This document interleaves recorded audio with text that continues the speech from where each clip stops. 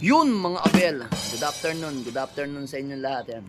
Kasalukuyan lumilipad pa yung mga ibang ibon natin. Yan yung mga hindi lumilipad ngayon. Anong oras na ba?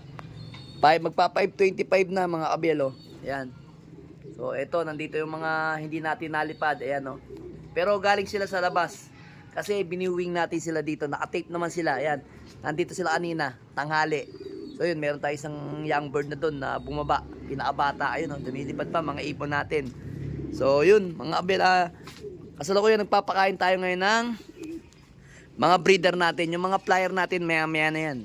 So yun nga mga abel, salamat nga pala kay Sir Ronald Gonzales sa napakagandang patoka natin. Ayan, yan flyer mix at saka breeder mix yan, napakaganda yan mga abel. Then yun nga, Saturday, Sunday is second week na ng tanggapan ng Kalapatids OLR yan. So yun nagbabaan na yung mga ibon natin. Pero kahit bumaba yung mga yan, pipitik uli yan. Ako hinahayaan ko lang sila dyan. Pipitik uli yan mga abel oh.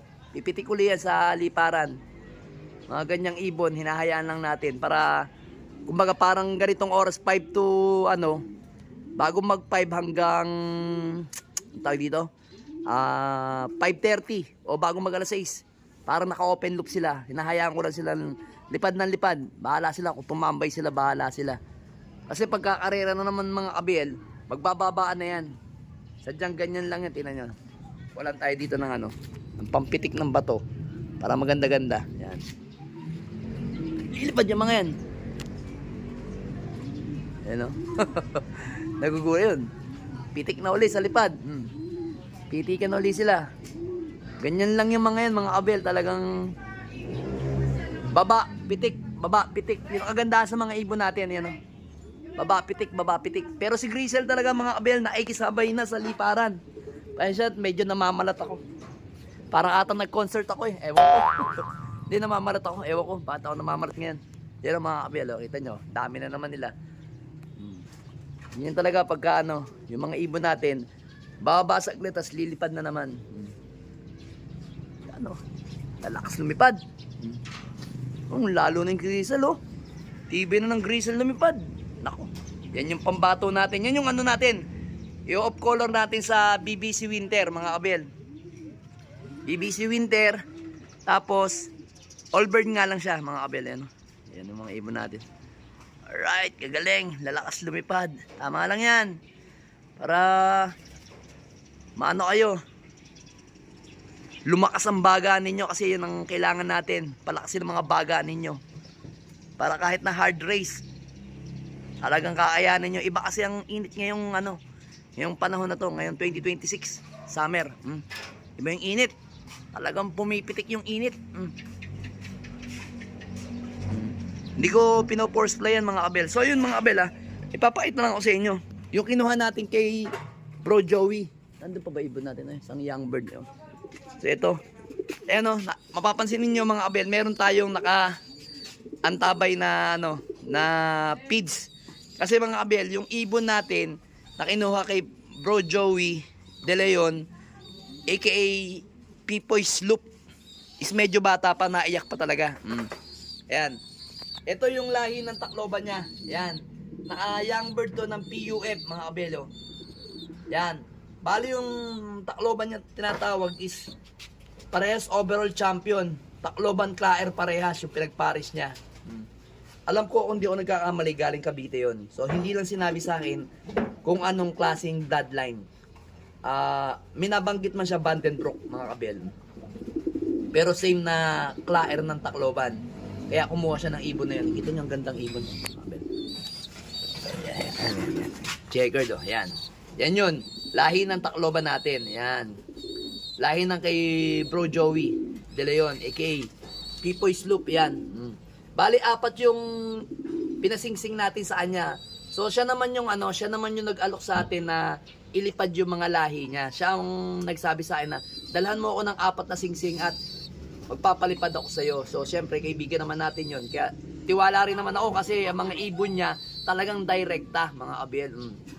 Kaya sabi ko, sige, try natin. Baka sa akin yung swerte mo.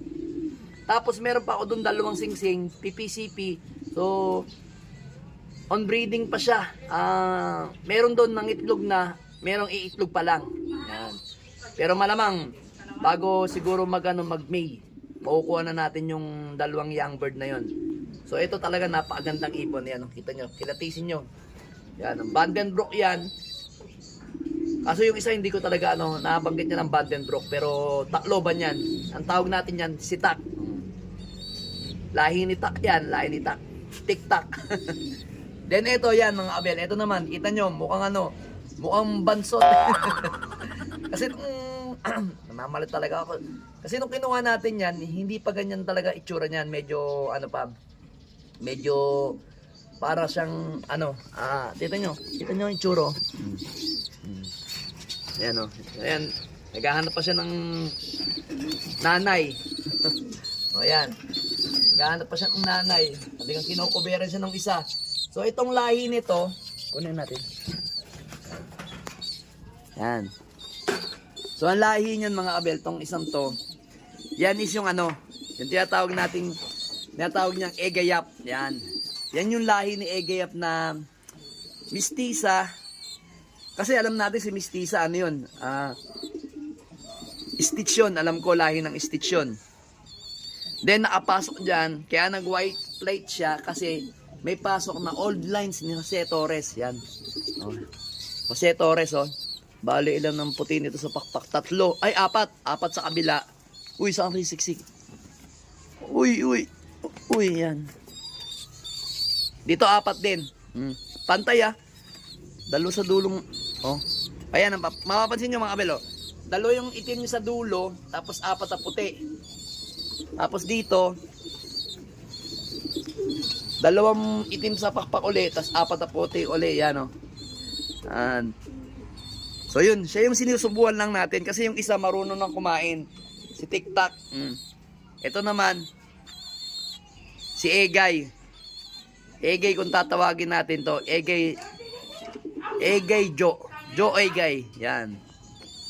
Then titingnan pa natin yung ipadadala sa atin dalawa kung ano matatawag natin. Pero yan, ako na nagsusubo ngayon kasi hindi pa talaga siya totally tumutuka ng malakas. Ayan, alam niya mga kabel. Yan, iinom ka na? Kakain ka na? Babaitin natin yan mga kabel. Ganda niyan. Ito yung talagang mga pandiinin niyang ibon. Kasi sabi ko nga, anong gusto ko talagang lahi kay Egayap, kasi yung kay Egayap may talagang medyo namamalat ako. Kasi si Egayap, yung lahi niya consistent, mabagal pero dumudulo talaga mga kabelo. Solid yan. Susubuan na natin yan mamaya. Bitin pa ba? Ayan pagkain nila. Tinuturuan ko na silang kumain dyan mga kabel para para kahit paano bigyan natin ng parang bitin yan, para masanay na sila mga kabel. Para masanay na sila. Ayun na. Tapos yung painom nila probiotic mga kabel. So mamaya na natin babalikan yan mga kabel. Then kung mapapansin ninyo, ayan itlog. Ayun, may itlog na rin. May itlog na yung ating si 123 at saka si Miss Peter. Ito yung 525 natin. Si 123. Tawagin na lang natin 123. Ayan. Si 123 tapos ito, si Miss Peter may egg na. Pero yung unang egg nila nakapisa na. Pinasiter natin kay 641. Lahi ni 641. Then yung si naman, si 247, ito to. Lahi ni 227, yan. Tsaka ni Peter B, yan. Nakapisa na rin tayo mga kabel. Ito. Dito. Yan. Medyo okay na sila. Wow! Uy, ano yun? Ano yun? Kala ko kung ano to. Kala ko kung ano pala dahon. Yan dalawa. Nice one. Then dito malalaki na rin. Ito unang napisa Una to ng ng 2 days. 2 days siguro. Malalaki na alright, gagaling, gaganda nila. Matapang, ayan, lahi ni 641. Ayun, lahi ni Juana. Ito na lang naiwanan sa ating Juana. Then, ito, ayan, okay na sila. Landing-landian na silang dalawa. Ayan, si Tergy at saka si Rigor. Ang lahi ni si Rigor at saka si Miss Peter is nestmate. Ayan. Same na natin silang breeder. Ayan. Alright. Let's go!